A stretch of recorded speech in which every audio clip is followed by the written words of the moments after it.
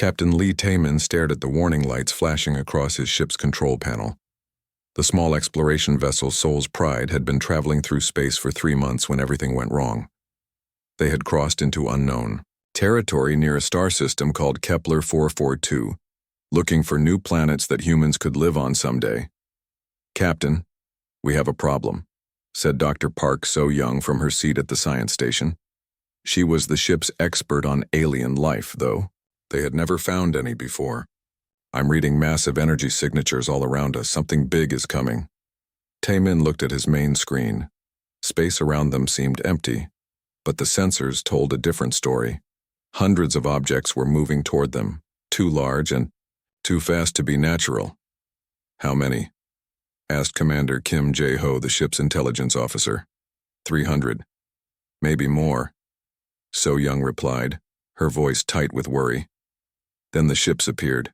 They came out of nowhere, like ghosts becoming solid. The alien vessels were enormous, each one 10 times larger than the Soul's Pride. They had strange shapes with curved hulls that looked like living creatures rather than machines.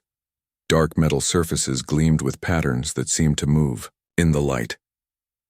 "We're completely surrounded," reported the navigation officer.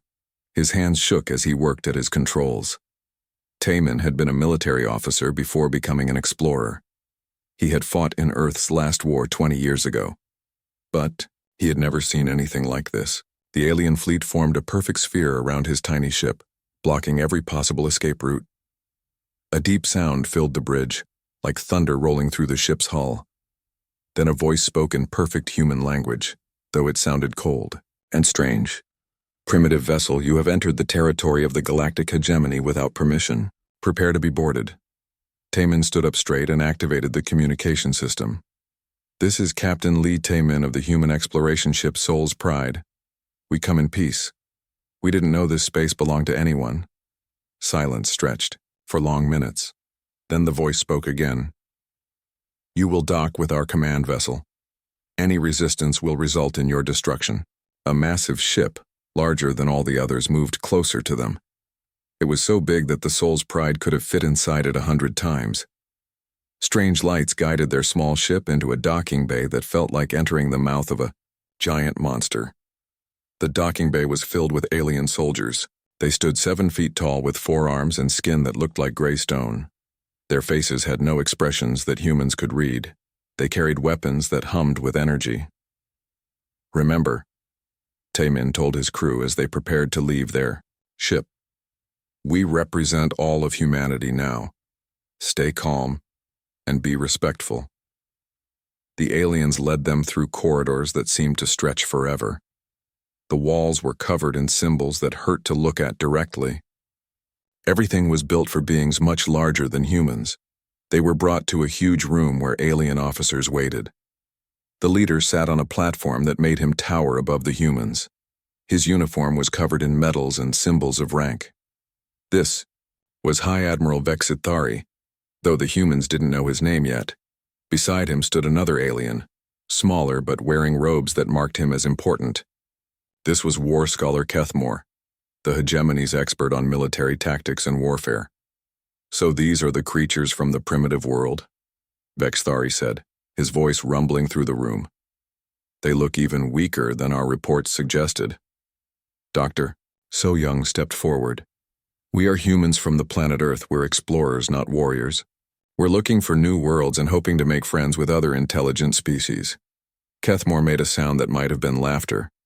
"Friends, you travel in a single tiny ship with primitive weapons. Your entire species could not fight a single one of our patrol fleets." "That's true," So-Young admitted. "We're not as advanced as you are, but we've learned much about surviving and adapting to difficult situations." "Show us," Vexithari commanded. "We want to see how your species fights. It will help us decide what to do with you." So-Young looked at Taman, who nodded. She activated a small device that projected images in the air above them. The images showed scenes from human history, ancient battles, modern wars, and the strategies that humans had used to survive. The aliens watched with growing amusement as the images showed human soldiers hiding in forests, setting traps, and using tricks to defeat stronger enemies. They saw humans pretending to retreat, then attacking when their enemies weren't ready. They saw small groups of humans defeating much larger armies by being clever instead of strong. They fight like cowards, one of the alien officers said, hiding and running instead of standing and fighting with honor. Kethmore was taking notes on everything he saw. "Look at this," he said, pointing at an image of human guerrilla fighters. "They use their own weakness as a weapon. They make their enemies think they're beaten, then strike from shadows." The images showed more human tactics: spies gathering information, soldiers dressed as civilians, fake messages sent to confuse enemies, and psychological warfare designed to break enemy morale without fighting. "Fascinating," Kethmore continued. "They lie to their enemies as naturally as breathing. They turn their defeats into victories and their victories into defeats. Nothing they do follows the proper rules of war." Vexthari leaned forward on his platform. "These tactics are beneath the honor of true warriors. A real soldier faces his enemy in open battle, not hiding in shadows like a scavenger."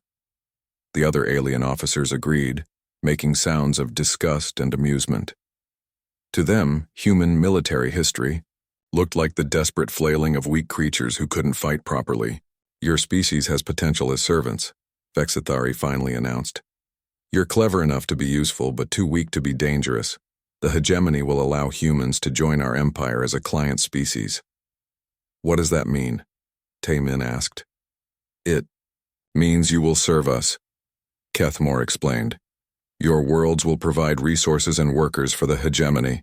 In return, we will protect you from other threats in the galaxy." "And if we refuse?" Commander Kim Jae-ho asked quietly. Vexthari's expression didn't change, but his voice became colder. "Then your species will be pacified. Your worlds will be occupied, your people enslaved, and your civilization will end." The human crew exchanged glances.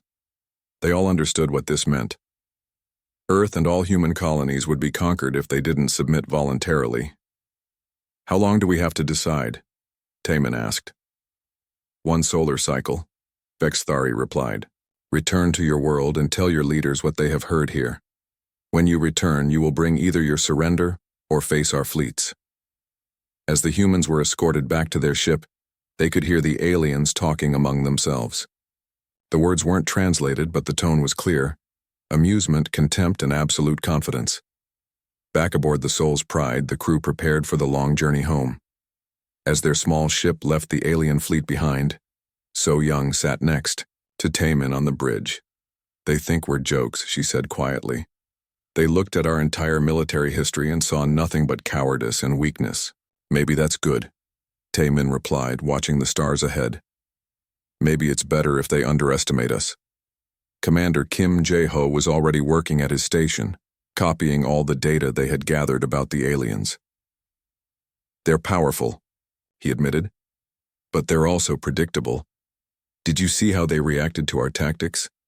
They couldn't understand why anyone would fight that way." "Because they've never had to," So Young realized. "They're so strong that they've always been able to win through force alone.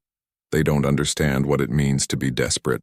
As the Soul's Pride jumped into hyperspace carrying news of humanity's first contact with alien intelligence, none of them knew that this meeting would change everything.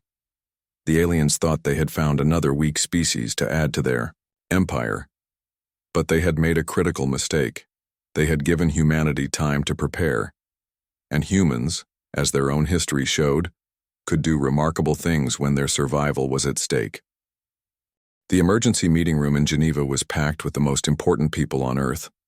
World leaders, military commanders, and scientists sat around a massive table, all watching the recordings that Captain Lee Tae-min had brought back from space. Admiral Choi Min-ho, the head of Earth's combined military forces, paused the video showing the alien fleet. 300 ships, he said slowly. And that was just one of their patrol groups. President Martinez of the Americas Union shook her head. "How many ships do they have in total?" "According to their boasts, over 50,000, replied Commander Kim Jae-ho. He had spent the entire trip back analyzing everything they had learned about the galactic hegemony. They control almost 1,000 star systems. The room fell quiet. Earth's entire space navy had less than 200 ships, and most of those were designed for exploration, not war. So we surrender, said Chancellor Petrov of the European Federation. What choice do we have? We can't fight an enemy that powerful. Maybe we can't fight them the way they expect, said a new voice from the back of the room. General Yoon Hye-jin, the commander of Earth's Special Operations, walked forward to the table. But that doesn't mean we can't fight them at all. Everyone turned to look at her. She was smaller than most of the military officers in the room, but her reputation made everyone listen when she spoke. Explain, Admiral Choi said. I watched those recordings too, Hye-jin replied. Did you see how they reacted to our military history? They laughed at every tactic we used. Guerrilla warfare, deception, psychological operations. They think all of it is beneath them. Because it is, Chancellor Petrov argued. Those tactics only work when you have something to hide behind. In space, there's nowhere to run. Dr. Bay, Wonsick, Earth's top strategic analyst, had been quiet during the entire meeting. Now he stood up and activated the room's holographic display. That's where you're wrong, he said. Images of the galactic hegemony appeared in the air above them. Look at their empire. It's built like a pyramid with everything controlled from the top. They use something called the Unity Web to coordinate between all their worlds. The display showed lines connecting hundreds of star systems, all leading back to Central Command. Points. It's the most efficient system possible, Wonsick continued. But efficiency creates weakness. If you can disrupt their communications, their entire empire becomes blind and deaf. You're talking about sabotage, President Martinez said. But how do we even get close enough to their systems to sabotage anything? Wonsick smiled for the first time since the meeting began. We don't sneak up on them. We let them invite us. A new voice spoke from the doorway. He's right. Captain Han Yuri entered the room, still wearing her pilot's uniform. She commanded the Ghost Squadron, Earth's most elite reconnaissance unit. I've been thinking about this problem for the entire trip home. The aliens expect us to either surrender or fight them ship to ship. They can't imagine any other response. Admiral Choi gestured for her to continue. So we give them what they expect, Yuri said. We surrender. But not really. The room erupted in confused voices. General Hye-jin raised her hand for silence. Let her finish. The hegemony wants to use us as servants, Yuri explained. That means they'll put humans all over their empire, working in their factories, maintaining their equipment, even helping with their computers. They think we're too weak and stupid to be a threat. Understanding began to dawn on several faces around the table. A Trojan horse, whispered Dr. Park So-young, who had remained quiet until now. We pretend to be defeated, let them take us into their empire, and then we tear it apart from the inside, Hye-jin finished. But it has to be perfect. One mistake and they'll slaughter every human in space. Admiral Choi looked around the table. This is insane. You're talking about infiltrating an empire that spans 1,000 worlds. The logistics alone are completely manageable, interrupted Wonsick. If we do it right. Look, the aliens made one critical error when they met us. They showed us their weaknesses while dismissing our strengths. New images appeared in the holographic display, showing the recordings from inside the alien command ship. They're arrogant, Wonsick continued. They've been the dominant power for so long that they can't imagine being threatened by anyone, especially not by creatures they see as primitive. That arrogance will blind them to what we're really doing. President Martinez leaned forward. What exactly are you proposing? Wonsick looked at the faces around the table. Operation Silent Thunder, a 5-phase plan that will bring down the galactic hegemony without firing a single shot in open battle. Phase 1, he began. We officially surrender. Captain Taemin returns to the aliens with Earth's formal submission to their empire. Phase 2, we begin the infiltration. Every human refugee ship, trade vessel, and cultural exchange carries carefully selected operatives. We spread throughout their empire like seeds in the wind. Phase 3, Infrastructure disruption. Our people learn their systems and find the weak points. We don't destroy anything immediately. We just make sure we know how to when the time comes. Phase 4, psychological warfare. We use their own prejudices against them. We encourage the divisions that already exist between different species in their empire. Phase 5. Onesick paused dramatically. The Midnight Protocol. When everything is ready, we activate all our assets at once. Their communications fail, their supply lines collapse, and their empire tears itself apart. The room was silent for a long moment. Finally, Chancellor Petrov spoke. This plan requires us to sacrifice thousands of our people. The operatives you send into their empire might never come home. The operatives know that, Yejin replied quietly. I've already started selecting volunteers. We have more people willing to go than we have positions for. Captain Taemin, who had been listening to everything, finally spoke up. There's something else we need to consider. These aliens have been conquering species for centuries. We won't be their first enemies, just their most recent, but we might be their last. What do you mean? Asked President Martinez. Every species they've conquered is still out there, serving as slaves in their empire. If we can contact them, coordinate with them. Taemin let the implication hang in the air. Admiral Choi stood up. You're talking about the largest deception operation in human history. Maybe the largest in galactic history. Yes, Onesick agreed. And it has to be perfect. We get one chance at this. If we fail, humanity ends. The debate continued for hours, but eventually the vote was taken. The decision was unanimous. Operation Silent Thunder would proceed. As the world leaders filed out of the room, the military commanders and intelligence officers remained behind to begin detailed planning. How long do we have? Asked Commander Kim Jae-ho. The aliens gave us one solar cycle to return with our answer, Taemin replied. That's about 14 months. 14 months to prepare for the greatest gamble in human history, Heejin murmured. Captain, Yuri looked at the holographic display, still showing the vast web of the galactic hegemony. They think they know us, she said. They looked at our history and saw only weakness and cowardice. But they missed something important, Onesick added. Every time humans have been backed into a corner with no way out, we've found a way to survive. Usually by doing something our enemies thought was impossible. Admiral Choi gathered his papers and prepared to leave. Then we better make sure we do the impossible one more time. Because if we don't, there won't be any humans left to remember that we tried. As the room emptied, the holographic display continued to show the alien empire in all its glory. Hundreds of star systems connected by invisible threads of communication and control. To most people, it would have looked unbeatable. But the humans who remained in the room saw something different. They saw a web with weak points, a structure that could be unraveled if you knew which threads to pull. The aliens thought they had conquered humanity before the war even began. They were about to learn that humans had been fighting impossible wars for their entire history, and this time, the stakes were higher than they had ever been before. Captain Lee Taemin stood once again in the massive alien command room, but this time he was not alone.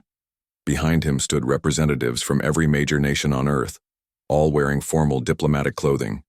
In his hands, he carried a document that would change everything. High Admiral Vexthari looked down from his platform with what humans had learned to recognize as satisfaction. War scholar Kethmore stood beside him, his forearms crossed in a gesture that showed confidence. You have returned as promised, Vexthari rumbled. Do you bring your species surrender? Taemin stepped forward and held up the document. I bring Earth's formal acceptance of inclusion in the galactic hegemony. Humanity submits to your rule. The alien officers around the room made sounds of approval. Kethmore took the document and examined it carefully. The words were written in both human languages and the alien script they had taught to Earth's diplomats. This appears genuine, Kethmore announced. Your species shows wisdom in accepting reality. What the aliens didn't know was that every human in the room was a trained operative. The diplomatic clothing hid advanced recording equipment and communication devices. The document itself contained hidden messages that would help coordinate future operations. "We understand that humanity will serve the hegemony," said Dr. Park So-young, who was officially listed as Earth's new ambassador. "We're prepared to contribute whatever resources and workers you need." "Excellent," Vexthari replied. "Your species will be useful. We have reviewed your technical abilities and found them adequate for basic maintenance and support roles." Over the following months, the plan moved into its second phase. Human refugee ships began arriving in hegemony space, filled with people seeking new lives under alien rule. The aliens welcomed them, pleased to have gained productive workers without a fight. What they didn't realize was that every ship carried carefully selected operatives from General Yoon Hee-jin's program. Agent Lim Do-hyun arrived on a transport that docked at the hegemony's main communication center in the Vega system. He was officially listed as a primitive human technician who could help maintain simple computer systems. In reality, he had advanced degrees in quantum communications and computer security. The alien supervisor who met him was typical of the species the humans had learned to call Greys: tall, four-armed, and completely convinced of human inferiority. "Human Lim," the supervisor said, using the naming system the aliens had created for their new servants. "You will work in maintenance level 7. Your job is to clean and repair simple systems. Do not touch anything complex." "Yes, sir," Do-hyun replied in broken alien language, pretending to struggle with their words. "I work hard. I learn good." The alien nodded with approval. Humans who acted stupid and eager to please were exactly what they expected. On another world, Agent Seo Ji-woo had taken a different approach. She presented herself as a human anthropologist, fascinated by alien culture and desperate to learn about the great hegemony. The aliens loved having their superiority acknowledged, so they gave her access to historical records and cultural databases. "The hegemony is so advanced," she told her alien handlers with wide-eyed wonder. "Humans have so much to learn from your civilization." What she was really doing was mapping the Empire's power structure and looking for the ethnic tensions that Dr. Bae Won-sik had predicted would exist. The most ambitious part of the operation was carried out by the Park twins, Jae-sung and Jae-min. They had established themselves as human merchants eager to trade primitive Earth goods for alien technology. The aliens found this amusing. The twins' trading network was seen as typical inferior species behavior, trying to make small profits instead of understanding real power.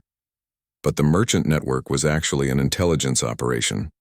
Every trade route mapped hegemony military installations. Every business contact provided information about alien capabilities and weaknesses. War scholar Kethmore continued to file his reports, dismissing all human activity as harmless. "The humans adapt to servitude as expected," he wrote. "Their merchant activities show typical profit-seeking behavior of inferior species. No military threat detected." High Admiral Vexthari barely read these reports. The humans had been completely defeated before the war even began. Now they were useful servants, nothing more. This attitude spread throughout the hegemony. Human workers were considered so harmless that they were allowed to work in sensitive areas. After all, what could primitive creatures possibly do to threaten an advanced civilization? Agent Lim Do-hyun took advantage of this blindness every day. While cleaning computer systems, he was actually studying the Unity Web, the communication network that held the entire empire together. What he discovered was both amazing and terrifying. The Unity Web was the most sophisticated communication system he had ever seen, capable of instant contact between any 2 points in the empire, but it was also completely centralized. Every message, every command, every piece of data flowed through central hubs. "It's like their entire empire has one brain," he reported back to Earth through hidden communication channels. "If you could confuse that brain, the whole body would stop working." Agent Seo Ji-woo made an even more important discovery. While studying hegemony history, she found evidence of deep divisions between different alien species. The empire held together through fear and superior technology, but there were old grudges and ethnic tensions that went back thousands of years. "They're not as united as they want us to think," she reported. "There are at least 12 different species in the hegemony, and they don't all like each other. Some of them were conquered just like we were." The Park twins discovered something equally valuable. The hegemony's supply system was incredibly efficient, but it was also fragile. Everything was planned down to the smallest detail, with no room for disruption. "They've never had to deal with guerrilla warfare," Jae-sung reported. "Their logistics system assumes that everything will work perfectly all the time.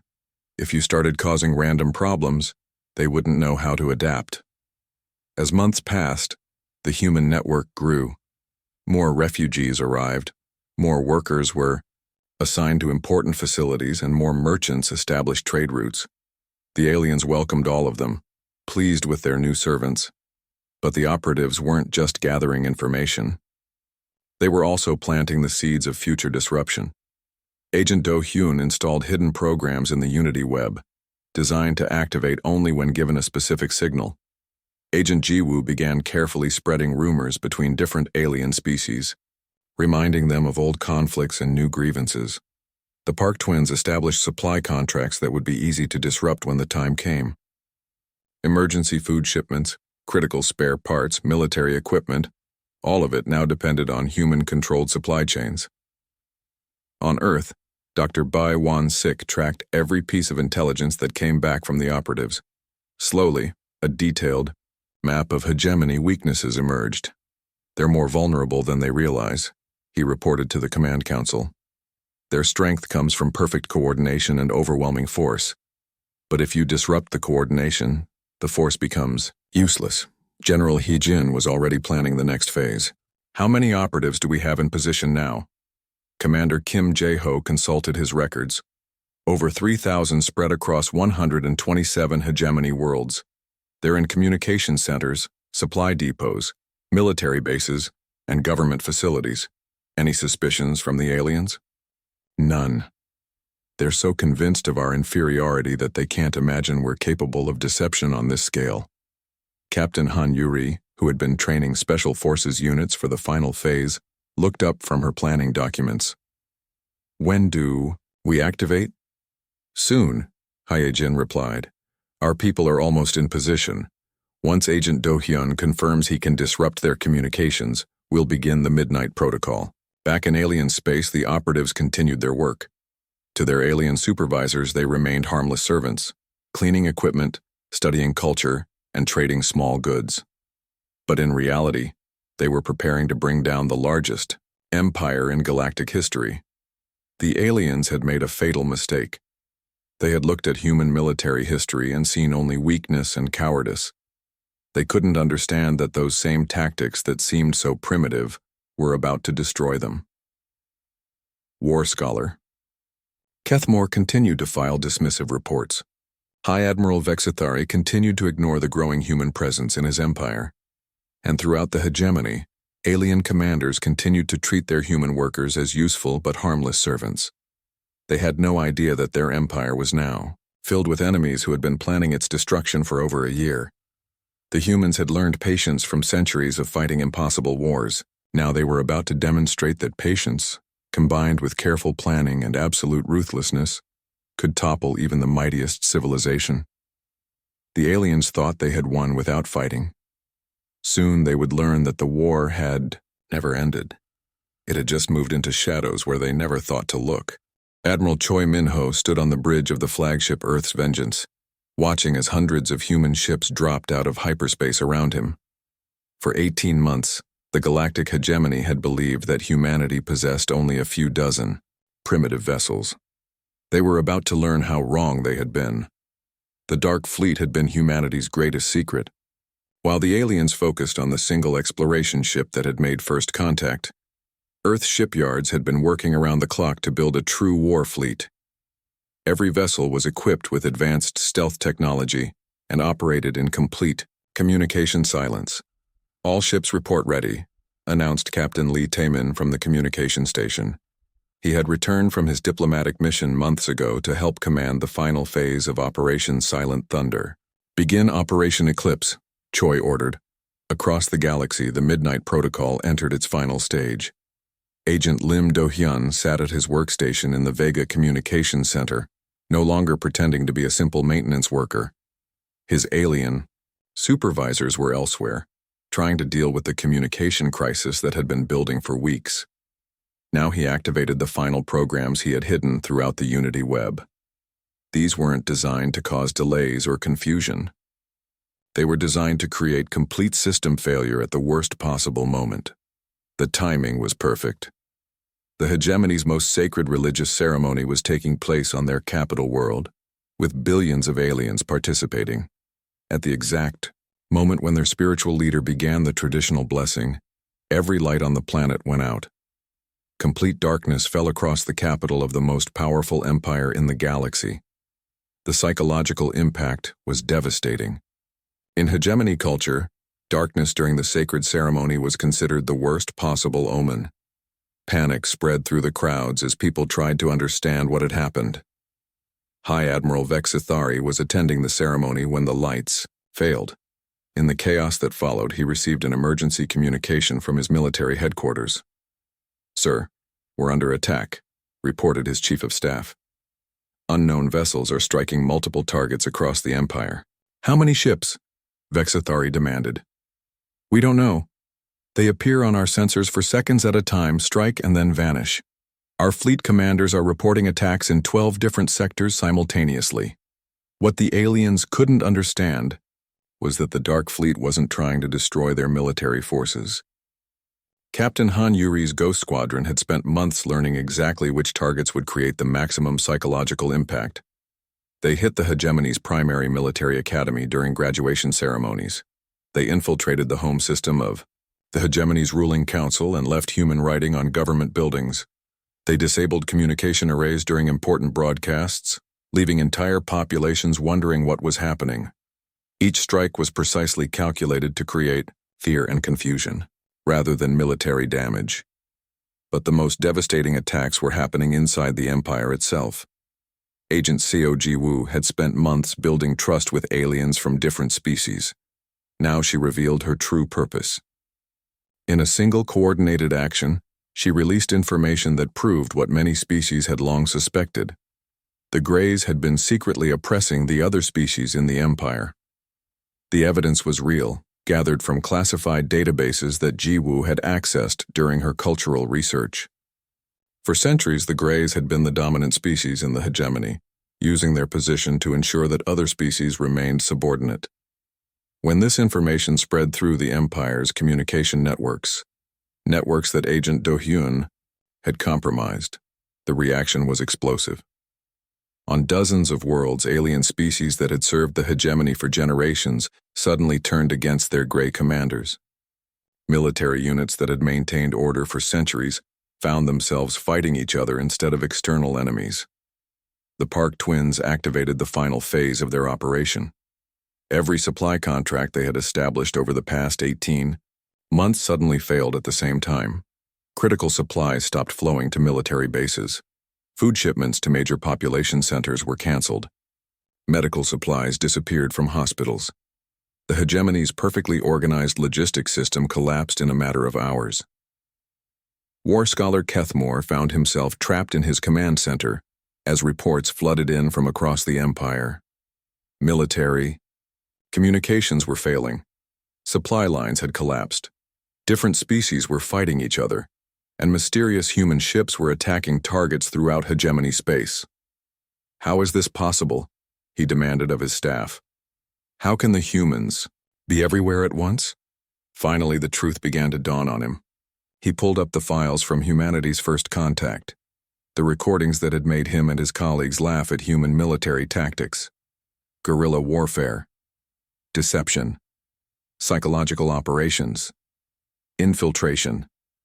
All the tactics that the hegemony had dismissed as primitive and beneath the honor of true warriors. "They've been planning this from the beginning," he whispered. "Everything they showed us, everything they said, it was all part of the plan."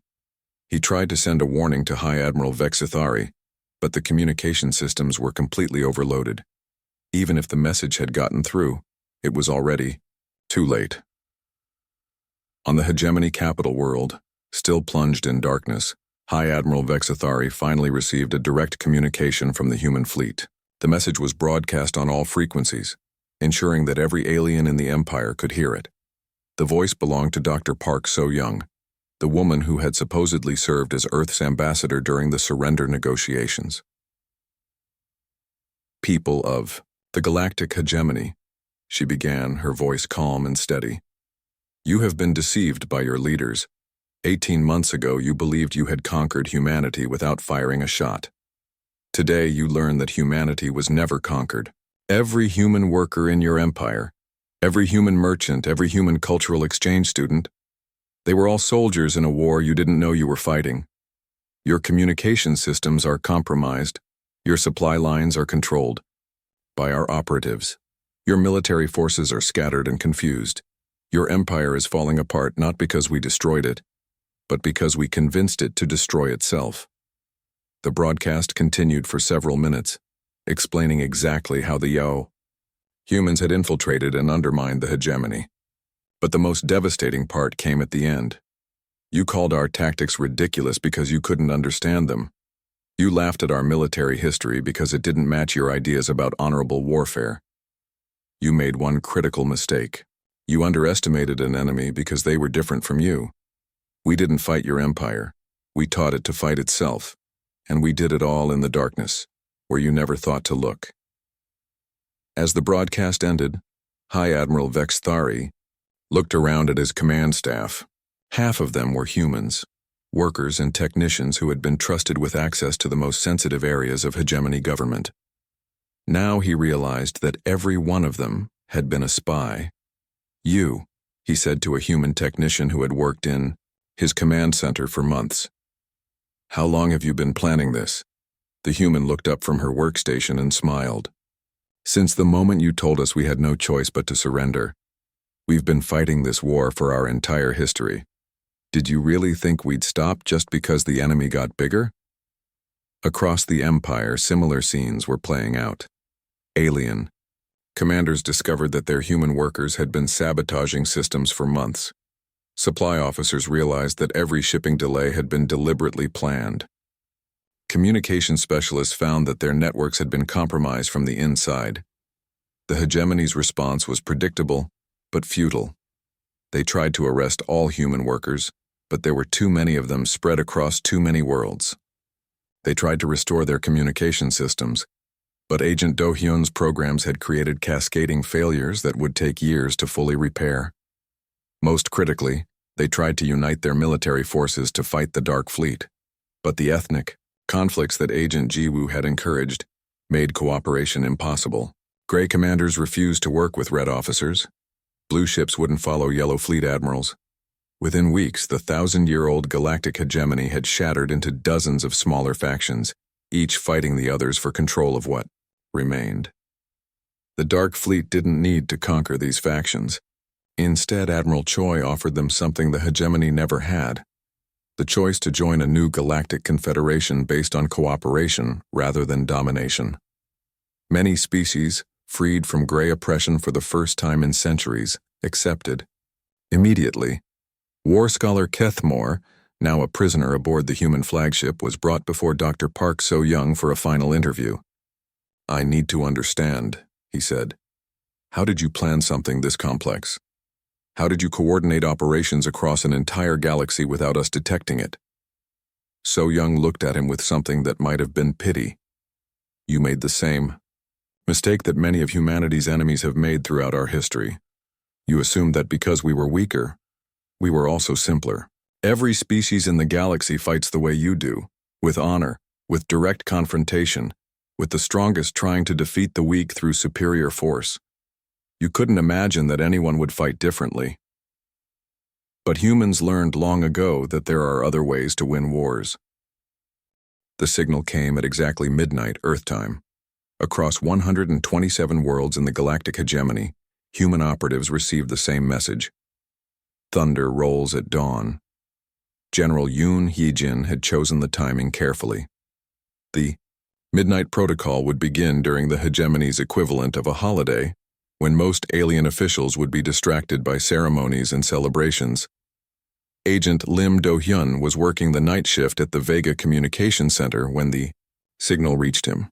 He looked around the vast computer room, filled with humming machines that connected the entire alien empire. His alien supervisors were all attending holiday festivities, leaving the simple maintenance work to their human servants. Perfect. Do-hyun activated the hidden programs he had spent 18 months installing throughout the Unity web. These weren't designed to destroy the system. That would be too obvious. Instead, they would create subtle chaos. Military orders would be delayed by hours. Supply requests would be sent to the wrong departments. Communications between different species would be slightly mistranslated, making everyone sound more hostile than they intended.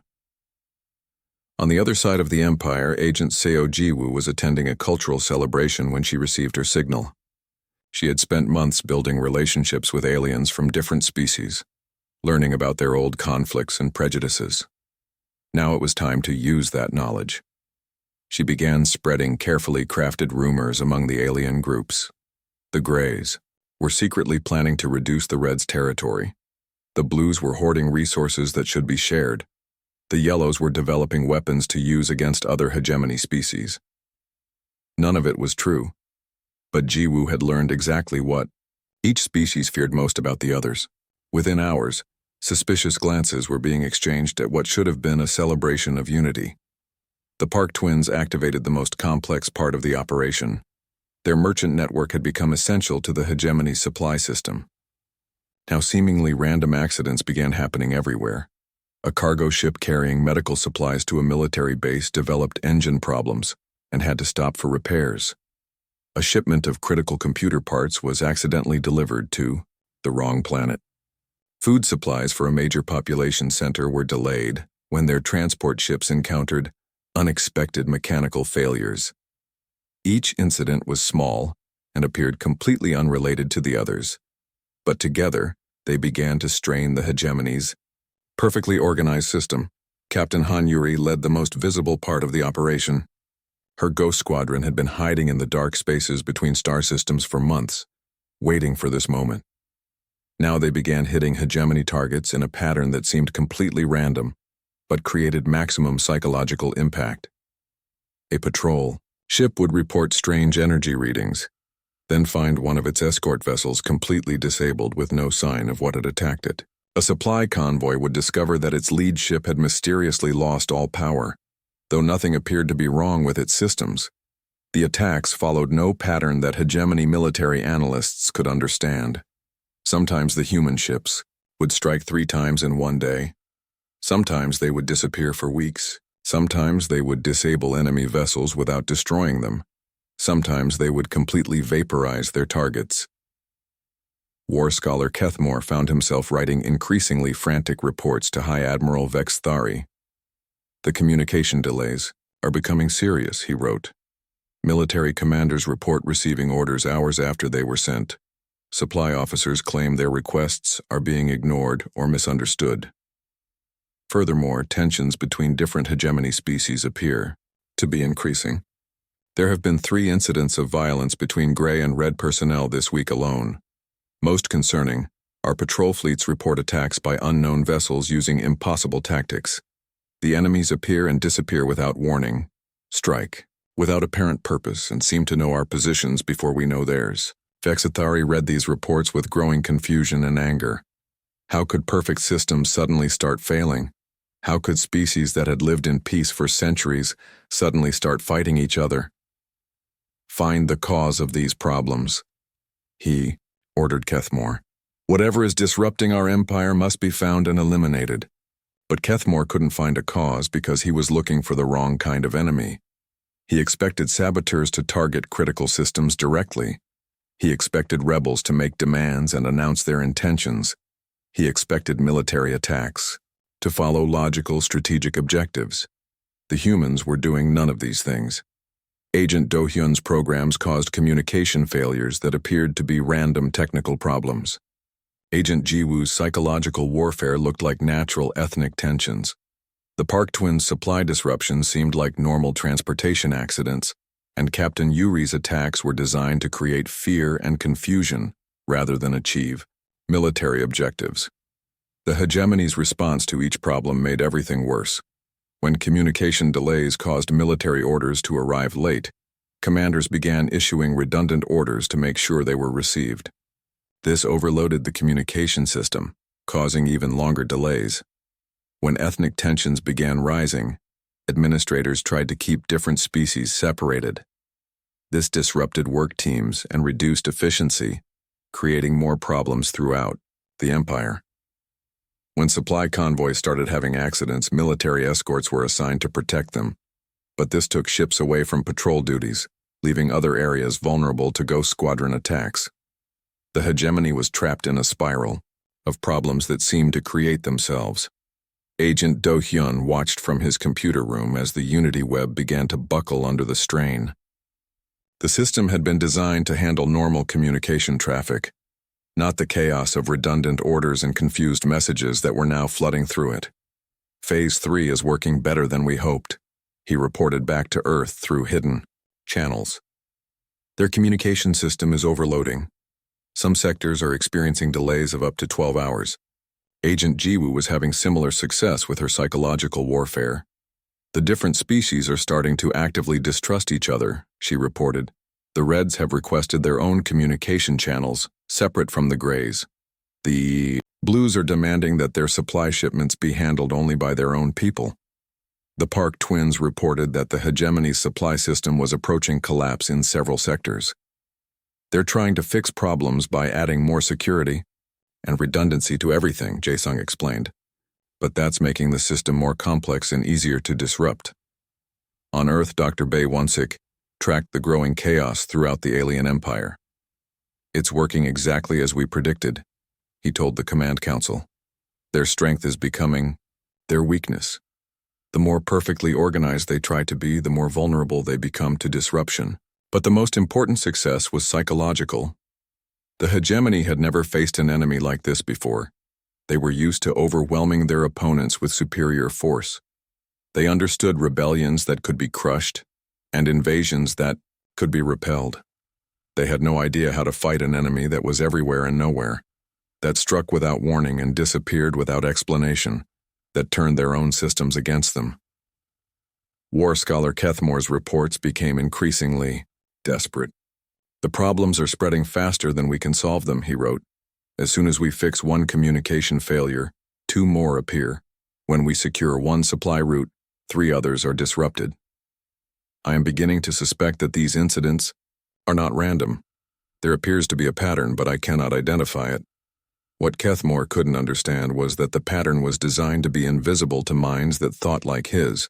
The humans had studied alien psychology and created a campaign specifically designed to confuse and demoralize creatures who expected their enemies to fight like honorable warriors. High Admiral Vexithari finally summoned an emergency council of his top commanders. The meeting took place on his flagship with officers attending from across the empire, or trying to attend. Communication failures meant that half the commanders couldn't connect to the meeting. Supply problems meant that several ships couldn't reach the rendezvous point.